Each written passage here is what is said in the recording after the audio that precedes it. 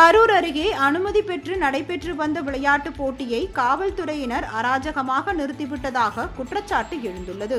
கரூர் சனப்பிரட்டி அருகே உள்ள பாதையூர் கிராமத்தில் அப்பகுதி இளைஞர்கள் சார்பில் நேற்றும் இன்றும் 2 நாள் கபடி விளையாட்டுப் போட்டி நடத்த ஏற்பாடு செய்யப்பட்டு அதற்காக காவல்துறையிடம் அனுமதி பெறப்பட்டதாக கூறப்படுகிறது. இப்போட்டியில் பங்கேற்பதற்காக பல்வேறு மாவட்டங்களிலிருந்து வந்திருந்த வீரர்கள் சமுதாய கூடத்தில் தங்க வைக்கப்பட்டனர். இந்த நிலையில் பசுபதிபாளையம் காவல் ஆய்வாளர் முத்துக்குமார் தலைமையில் வந்த காவல்துறையினர் மற்றும் மாநகராட்சி அதிகாரிகள் சமுதாய கூடத்தில் தங்கக்கூடாது என்றும் போட்டியை நடத்தக்கூடாது எனவும் கூறி அனைவரையும் கலைந்து செல்லும்படி லத்தியை வைத்து விரட்டி அடித்ததாக கூறப்படுகிறது. திமுக கவுன்சிலர் சரண்யாவின் தூண்டுதலின் பேரில் போலீசார் ஒருதலைபட்சமாக செயல்படுவதாக பொதுமக்கள் குற்றம் சாட்டியுள்ளனர்.